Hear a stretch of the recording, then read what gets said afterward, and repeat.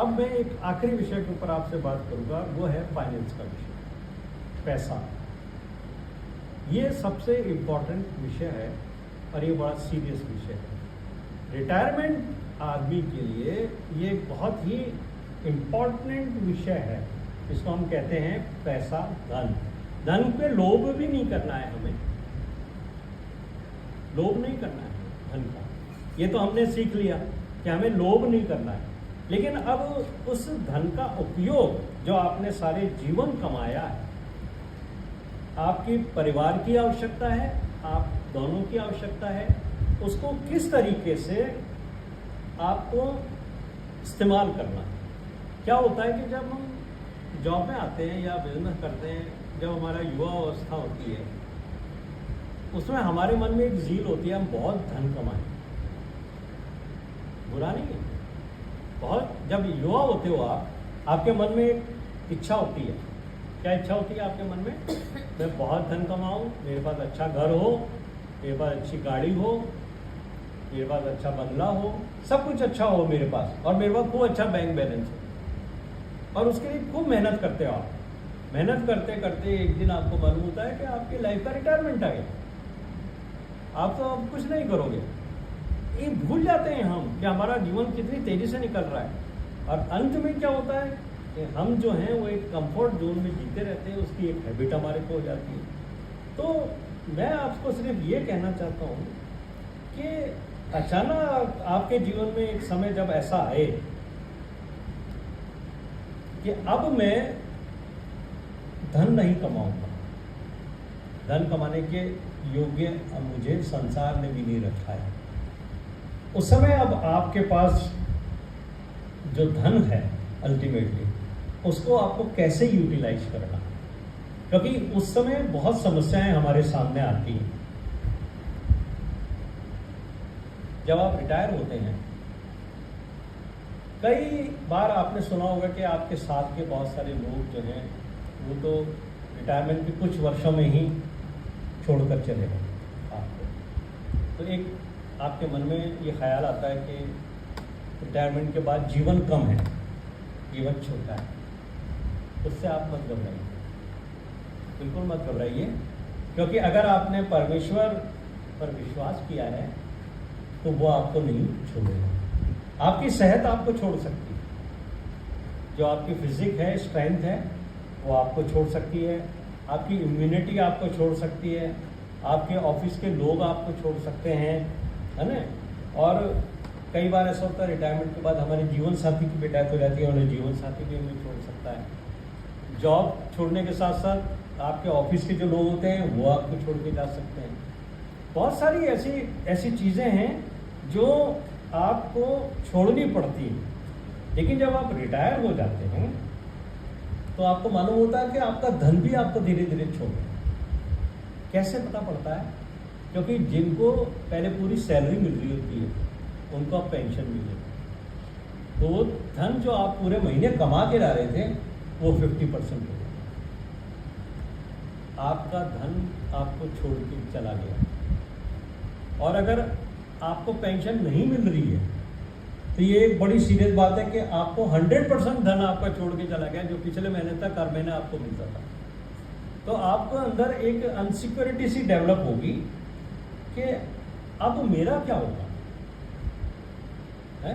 जो हमारी बहन ने ये बात बताई थी कि परमेश्वर ने क्या कहा है, जो इज़ाया 46:4 के अंदर और हिब्रू 13:5 के अंदर है, यही कहा है ना कि तुम्हारे बाल सफ़ेद होने तक भी मैं तुम्हें उठाए फिरूंगा। जब वो परमेश्वर है और वो हमारे साथ रहता है, हमें उठाता है, हमें संभालता है, उसका ये एश्योरेंस है कि मैं तुम्हें नहीं छोड़ूंगा। तो आप ये कभी भी मत सोचिए कि कल आपका क्या होगा। आप ये निराशा में कभी मत आइए कि मेरे जीवन में अगर मेरे को कल सैलरी नहीं मिलती है, कल मैं शरीर से कमज़ोर हूँ, मेरे को धन कमाने की आवश्यकता है और मैं कुछ नहीं कर पा रहा हूँ, तो आपको निराश होने की ज़रूरत नहीं है। क्योंकि अब आप न तो मनुष्य पे न धन पर अपना विश्वास रखते हो, न आप किसी और पर, लेकिन आपका विश्वास किस पर है? अपने परमेश्वर। अगर आप सच्चे मन से परमेश्वर में विश्वास करते हो तभी अभी आप ये रिटायरमेंट के बाद की सेवा में आना। अगर आपको ये रिटायरमेंट के बाद की सेवा परमेश्वर के लिए करनी है तो आपको धन से ज़्यादा अपने परमेश्वर पर विश्वास करना पड़ेगा। और क्या है, ये जो आपके पास सेविंग्स हैं, है ना, जो रिटायरमेंट का फंड है, उसको यूज करने के लिए आपको परमेश्वर से बुद्धि मांगनी चाहिए। आपको परमेश्वर के पास जाकर प्रार्थना करनी चाहिए और उसको बताना चाहिए कि प्रभु ये धन मेरे को रिटायरमेंट के रूप में मिला है, मुझे इसके बारे में आप बताइए, मुझे क्या करना चाहिए। तो परमेश्वर का वचन आपसे क्या कहता है। अब हम एक सीरियस बात को समझेंगे जो आपको मिलेगा भजन संहिता 124 या भजन संहिता 24 उसका पहला पद। क्या लिखा है वहां पर भजन संहिता 24 पहले में, पृथ्वी और जो कुछ उसमें है यहोवा ही का है, जगत और उसमें निवास करने वाले भी। क्या समझते हैं इससे?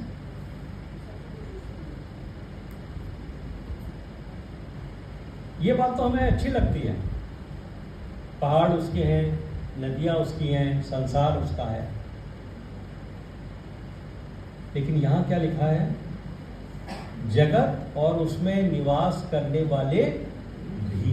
ये जो भी शब्द है इसके ऊपर आप अपना फोकस करिए। जितने लोग इस संसार में हैं वो सब किसके हैं? परमेश्वर के।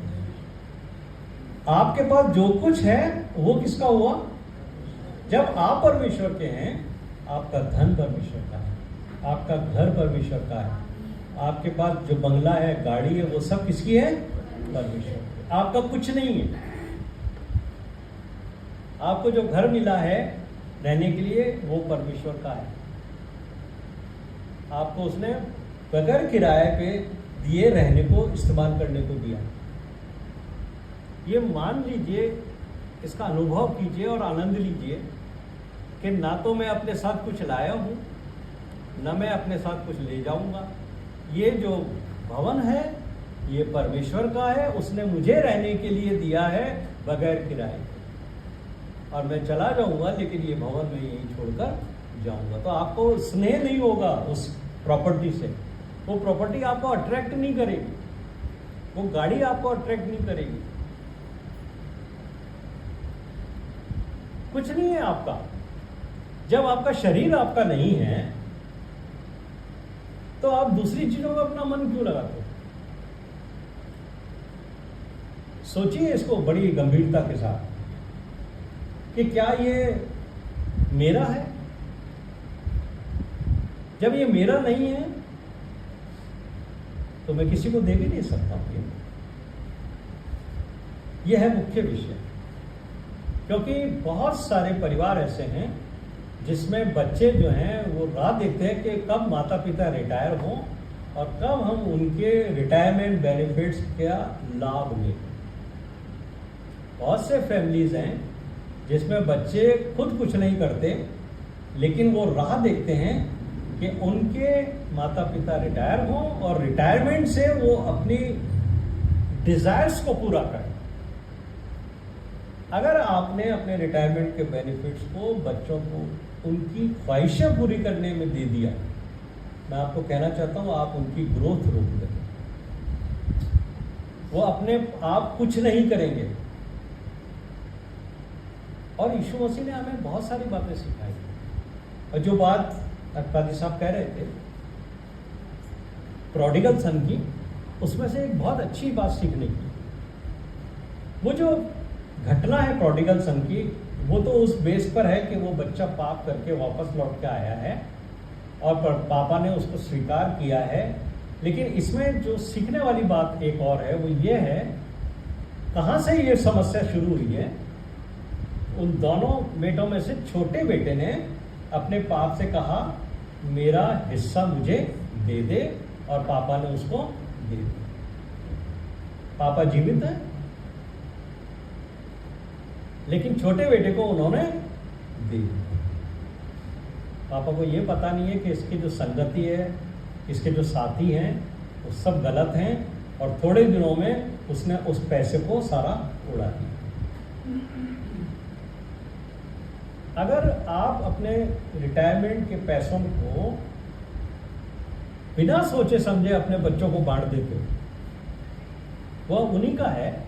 आप कहेंगे कैसी बात करते हो ब्रदर, बच्चे मेरे हैं, उनको जरूरत है, वो आस लगा के बैठे हैं, मैं नहीं दूंगा तो कौन देगा? बिल्कुल सही है, दीजिए उनको। मैं नहीं कह रहा, मना नहीं कर रहा हूं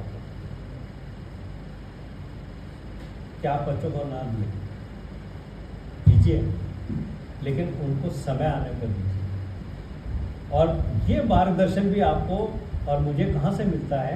वो मिलेगा आपको मत्ती में। मत्ती का आप 5वां अध्याय खोलिए, उसका 5वां पद।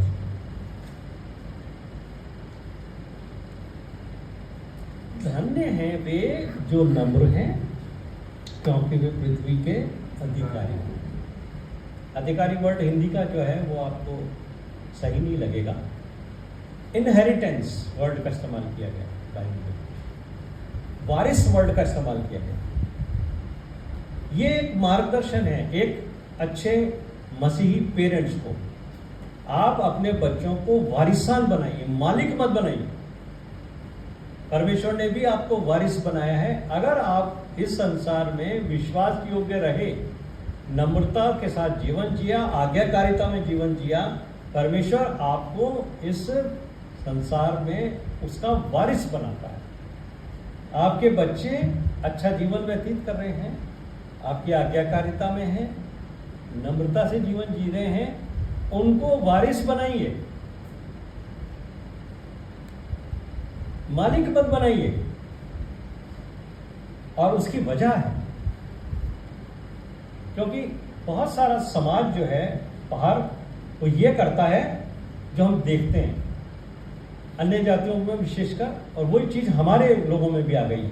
रिटायरमेंट का सारा पैसा बच्चे पेरेंट्स से इमोशनली बात करके खींच लेते हैं, और जैसे ही उनको वो पैसा मिल जाता है उसके बाद पेरेंट्स की तरफ से नजरें भी उनकी मिट जाती हैं। तो ये दरअसल आप परमेश्वर के वचन के विपरीत काम कर रहे हैं। भजन संहिता 128 के अंदर क्या लिखा है?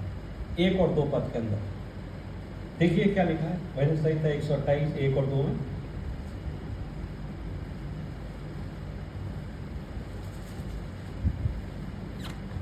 आपने अपना अच्छा जीवन व्यतीत किया, आज्ञाकारिता में रहे, परमेश्वर से आपने ब्लेसिंग प्राप्त करी, आपने अपने जीवन में परमेश्वर को प्रथम स्थान दिया है।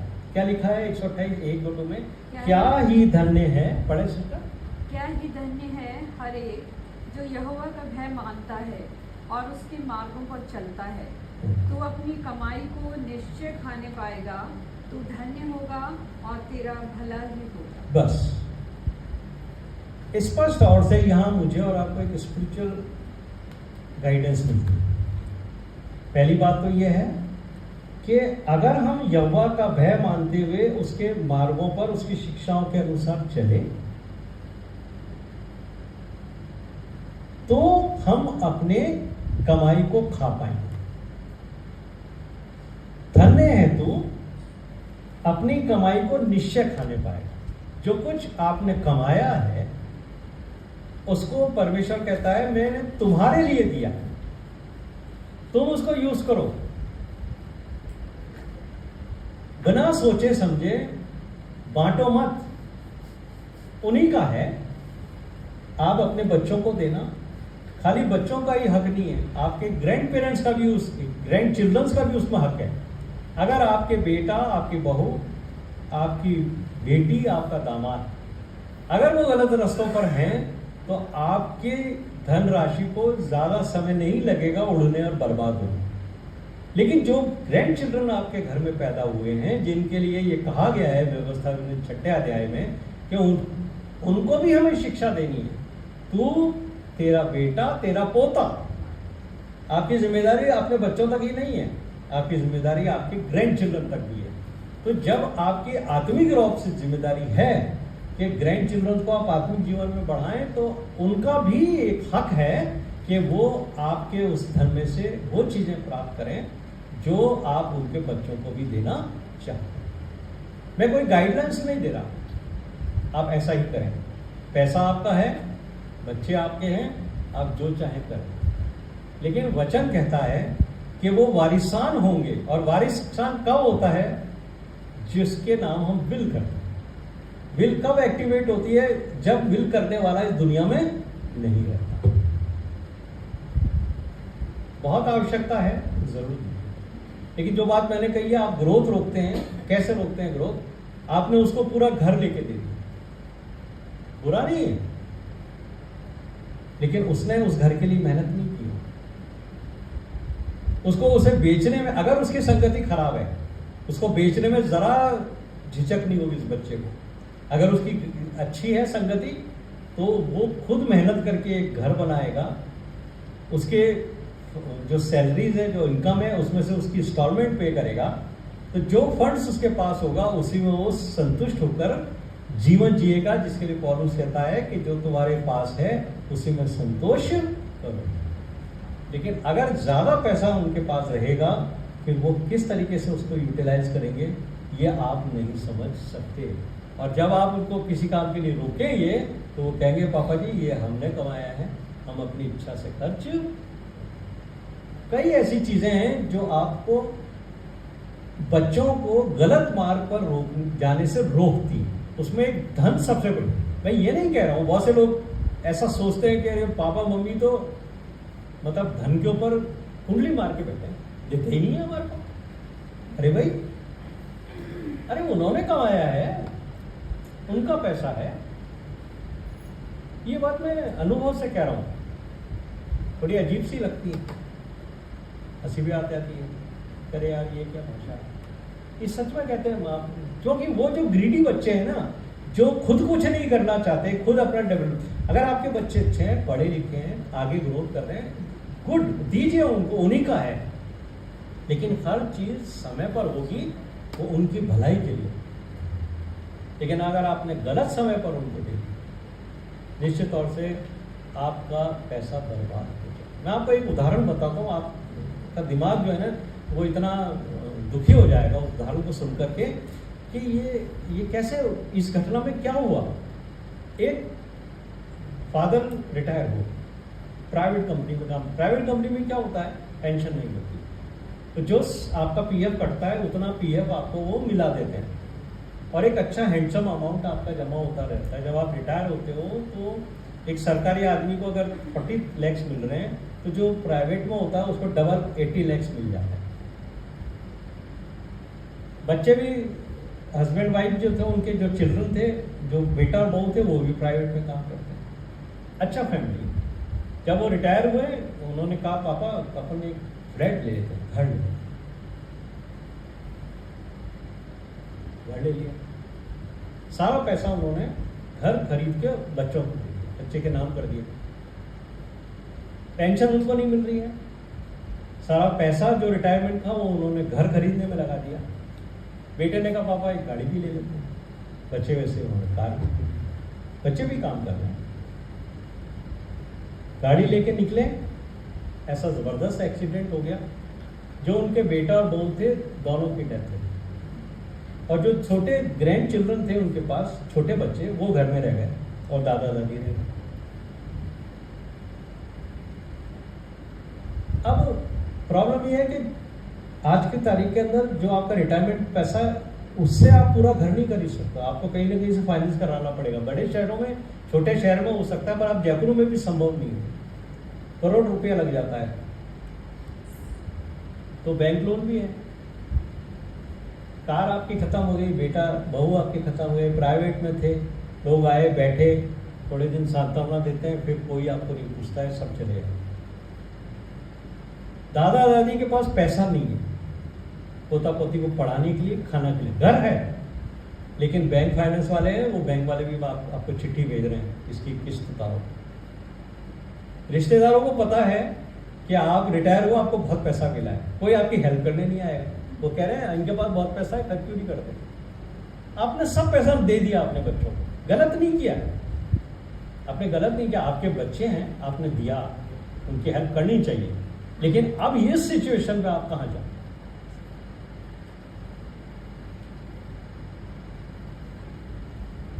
आप आपके पास ना तो बेटा जीवित है ना बेटी जीवित है, वो 2 छोटे बच्चों को देखकर, जिनके पास माँ बाप नहीं है, जिनका जीवन सामने पड़ा है, आपके पास पैसे नहीं है, आप कैसे पढ़ाओगे, कैसे पढ़ाओगे वो?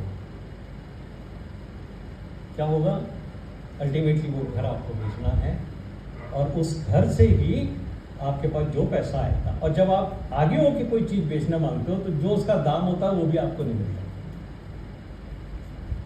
ऐसी सिचुएशन के लिए ये अच्छा है कि हम वाइजली स्टेप लें, और ऐसी सिचुएशन कह के नहीं आती है, पूरा समय कह के नहीं आता हमारे सामने।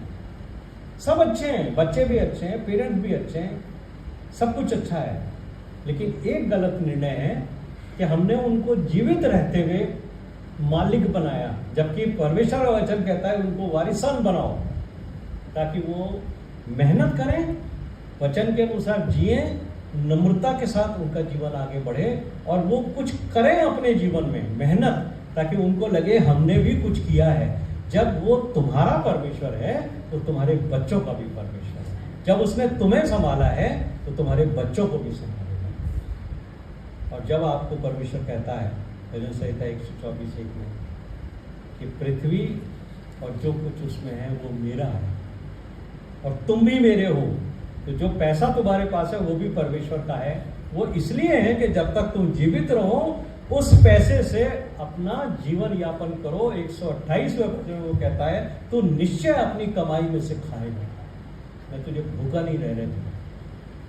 लेकिन अपने पैसे का उपयोग करते हुए हमेशा ध्यान रखिए कि बुजुर्ग लोग कहते थे हमारे कि जो सपूत है उसके लिए आपको जोड़ने की जरूरत नहीं, और जो कपूत है उसके लिए आपको रखने की जरूरत। परमेश्वर उनको भी संभालेगा, मुझे और आपको। इसलिए मेरे प्रिय भाइयों और बहनों, जब तक आपके पास पैसा है उसको अच्छे जगह रखिए। मैं नेशनलाइज बैंक से रिटायर हुआ, इसलिए मैं ये कहूँगा आप सरकारी बैंक में रहिए। भले ही आपको ब्याज कम मिलेगा, लेकिन आपका मूलधन सुरक्षित है। कभी प्राइवेट पार्टी के धोखे में मत आइए कि किसी प्राइवेट व्यक्ति ने कहा वहाँ 12% ब्याज मिलता है, 15% मिलता है, या आप मेरी कंपनी में लगा दीजिए। वहाँ आपने पैसा लगाया, वो आदमी कब आपका मूलधन लेके चला गया, आपको कभी भी वो पैसा वापस नहीं होगा। और हमारे जीवन में ऐसे हादसे होते रहते हैं जब हम विश्वास करके किसी व्यक्ति को पैसा पकड़ाते। अति विश्वास करना व्यक्ति पर, घर में बच्चों को, क्या पता कब शैतान किस बच्चे के घर जीवन में प्रवेश करके उसको आपके जीवन से उठाकर ले जाए। यीशु मसीह के पास बैठा हुआ यहूदा इस्करियोती निवाला लेकर उसके पास से उठ के चला गया, शैतान उसके अंदर समा गया। अगर वो वहां समा सकता है तो वो हमारे बच्चों में भी समा सकता है। इसलिए बच्चों को वारिस बनाए, और वारिस बनाते हुए ध्यान रखिए कि आपके पास ग्रैंड चिल्ड्रन भी है, उनका भी हक है आपके पैसों पे। उनका हक है कि जो शिक्षा आपने ली है, जो वचन के ज्ञान आपको परमेश्वर ने दिया है, वो उनको सिखाने के लिए व्यवस्था विवरण 6 अध्याय में कहा गया है कि तू, तेरा बेटा और तेरा पोता। तो आप ये मत सोचिए कि मैं अपने लिए अकाउंटेबल हूँ, मैं अपने बच्चों के लिए अकाउंटेबल हूँ। वचन कहता है तुम अपने ग्रैंड चिल्ड्रन के लिए भी अकाउंटेबल हो। जब हम परमेश्वर के तख्त के सामने खड़े होंगे तो परमेश्वर आपसे पूछेगा तू दादा बना, दादी बनी, नाना बना, नानी बनी, तूने अपने बच्चों को आज के जीवन में क्या बनाया। और मैं याद करता हूँ मेरी जो दादी थी, जब मैं बहुत छोटा था उनके पास लेटता था तो वो मुझे काश की यीशु की खूबियाँ गा के सुनाती थी, और वो कोरस उन्होंने मुझे सिखाई। और ऐसे ही मैं धन्यवाद करता हूँ जुलिस भैया का, जुलिस पैंतु भैया जो बैठे हैं। इन्होंने, जब मैं 7-8 साल का था, नसीराबाद के अंदर हम इनके पास जाते थे, भैया के पास सीखते थे। इन्होंने जो गीत हमें सिखाया वो मुझे आज भी याद है। मुझे वो भी समय याद है जब भैया हमें 6 बजे प्रैक्टिस के लिए बुलाते थे और हम 5:30 बजे पहुंच जाते थे उनके पास। और जब ये हारमोनियम बजाते थे, बहुत हारमोनियम के एक्सपर्ट रहे भैया, हारमोनियम बजाते थे तो मैं इनकी उंगलियां देखता था और मैं इनके पास खड़ा रहता था। अब भैया ने मुझसे पूछा, इनको याद नहीं, मुझे याद है, मैं छोटा था, तो बजाएगा? मैंने कहा हाँ। मुझे आता है? मैंने कहा नहीं आता। तो सीखो। मैंने कहा सीखेगा नहीं तो बजाएगा कैसे? मैंने कहा मुझे सीखना है। वो चीज़, वो चाहत मुझे रही कि मैंने फिर ऑर्गन बजाना सीखा, मैंने चर्च में ऑर्गन बजाया। उसका मोटिवेशन मेरे भाई ने मुझे दिया, मैंने वायलिन बजाया। आज भले ही मैं म्यूज़िक नहीं बजाता हूँ क्योंकि परमेश्वर ने मुझे दूसरे सेवा के लिए अलग निकाला, लेकिन ये मोटिवेशन ये कहाँ से मिलता है? जब हम किसी को प्यार करते हैं। अपने बच्चों से तो सभी प्यार करते हैं, अपने बच्चों पोतों के तो आगे बढ़ाने के लिए, पोता पोती के लिए सभी करते हैं, पर हम उनसे हटकर जो प्यार करते हैं, उन लोगों से जिनके अंदर ये देखते हैं कि ये परमेश्वर की सेवा आगे जाके करेंगे, उनको बढ़ाने के लिए वो हमारे लिए एक स्पिरिचुअल पेरेंट्स हो। ओल्ड जो टेस्टामेंट है उसमें परमेश्वर का वादा कि मैं बहुत सारे बच्चे दूँ, बहुत बच्चे दूँ, लेकिन न्यू टेस्टामेंट में ये वादा नहीं है। न्यू कवनेंट के अंदर स्पिरिचुअल बच्चों का वादा है। इसीलिए पौलुस कहता है कि ये मेरी कैद में मुझसे जन्मा है तीमुथियुस, शादी नहीं करी लेकिन कहता है मेरा बेटा है। तो जिनको भी आपने आत्मिक जीवन में बढ़ाया है, यह आपकी मिनिस्ट्री के फ्रूट है। कुछ भी आपको टैलेंट परमेश्वर ने दिया, वो आगे की जनरेशन में दीजिए। मैंने आपका बहुत सारा समय लिया, बहुत सारी बातों में हमने सीखा भी, बहुत सी बातों को हमने एंटरटेन भी किया, लेकिन हैं वो सब सच्चाइयाँ हैं।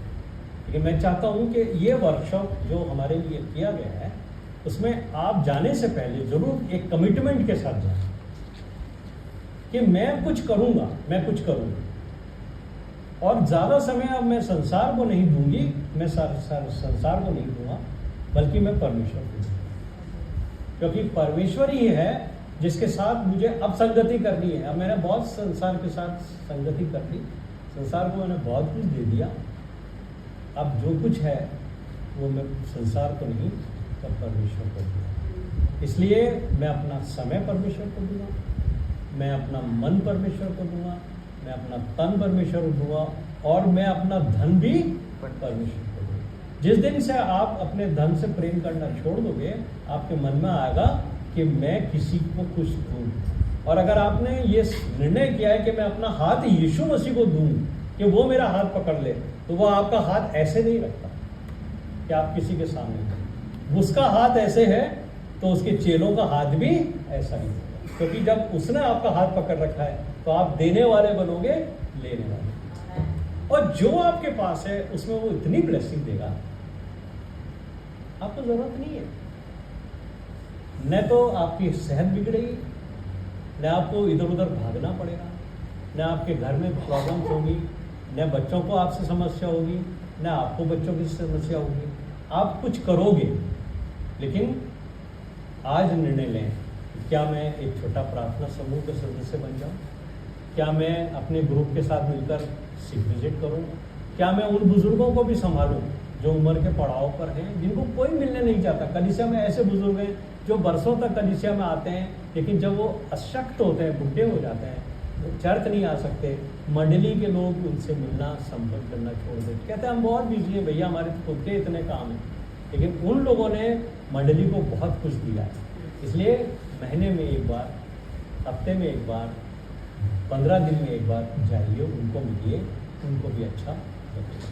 तो वो आप सबको आशीष दें। और इस सेशन के बाद में पास्टर भास्कर साहब को आमंत्रित करूँगा कि वो हम सबके लिए प्रार्थना करें।